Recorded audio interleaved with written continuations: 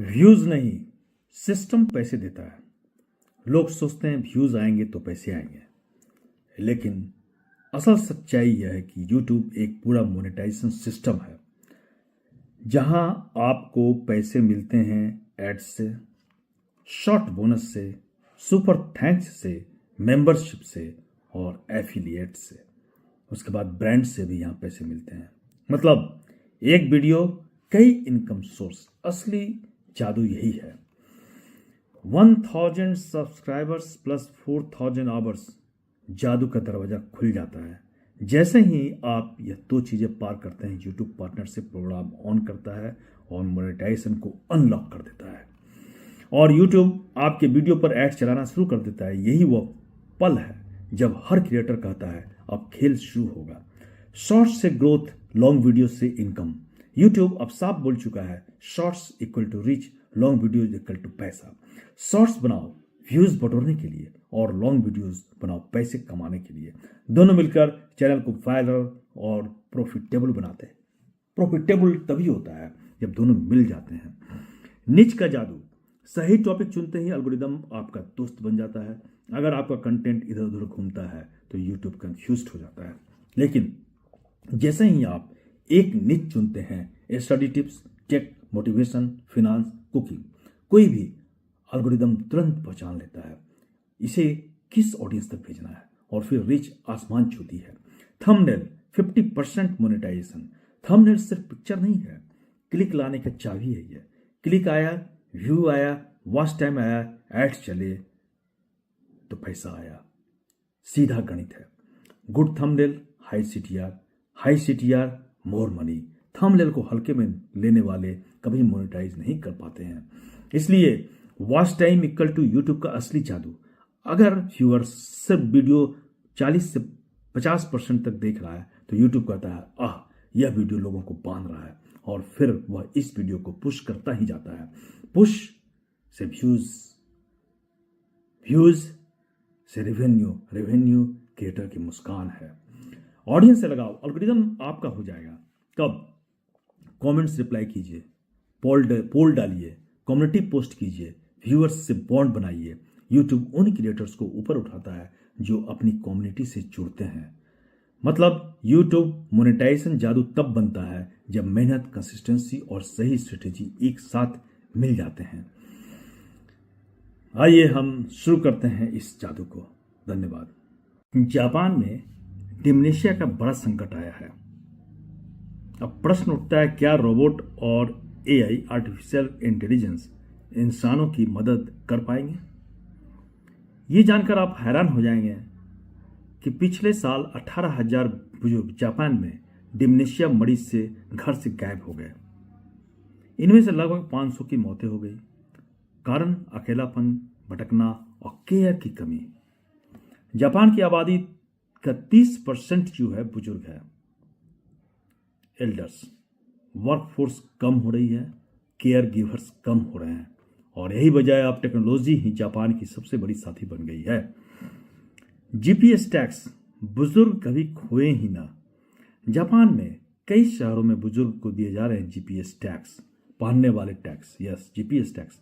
घर से बाहर जाते ही अलर्ट, दुकानों तक में वर्कर्स को नोटिफिकेशन। मिसिंग केसेस अब कुछ घंटों में ही सॉल्व हो जाते हैं। जी हाँ, जीपीएस टैग से मिसिंग केसेस जो है कुछ ही घंटों में बुजुर्ग को खोज लेते हैं। फ्यूजित्सु एआई जो है चलने से ही पकड़ लेता है डिमनेशिया के शुरुआती संकेत। एआई पोस्चर और वॉकिंग देखकर पहचान लेता है। एआई जो है, आर्टिफिशियल इंटेलिजेंस जो है, वो पोस्चर और वॉकिंग देखकर पहचान लेगा कि इनको डिमनेशिया है या नहीं है।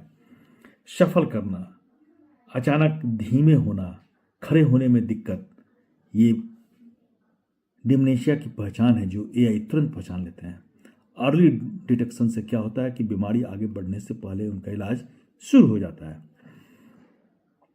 वसेदा यूनिवर्सिटी का 150 KG robot AIREC, yes, Waseda university का 150 केजी रोबोट एरक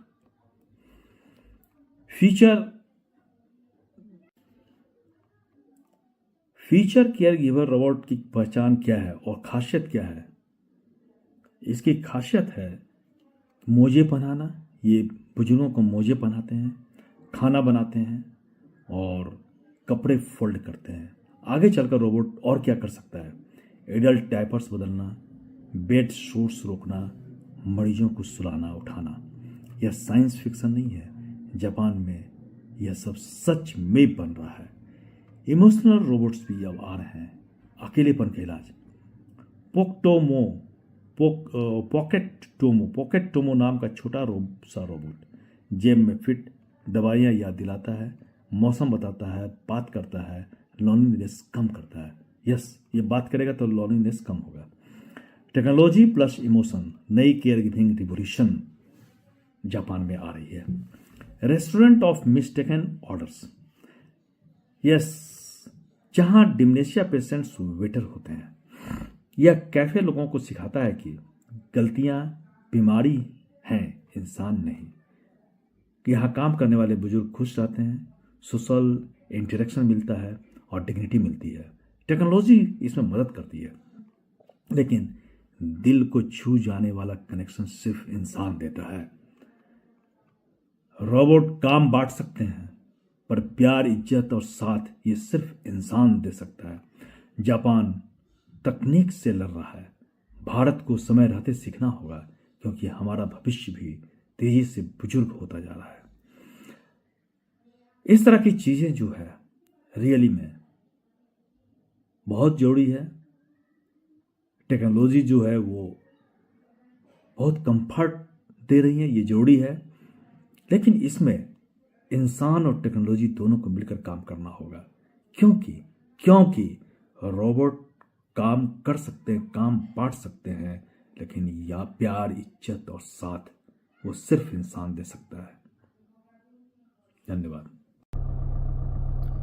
आज मैं बात करूंगा एक ऐसे कंटेंट के बारे में जिस पर कि सभी को सोचना चाहिए। वो कंटेंट है हमारे आसपास के रहने वाले लोग। हमारे आसपास के रहने वाले लोग जो किस तरह से काम करते हैं, क्या करते हैं और किस तरह से उन्हें करना चाहिए, ये एक बहुत बड़ा कंटेंट का विषय हो सकता है। यस, कंटेंट का विषय है कि हम आसपास के लोगों के बारे में जानें और उनके लाइफ स्टाइल को समझ करके उनमें क्या चेंज हो सकता है, इसके बारे में जानकारी हासिल करना।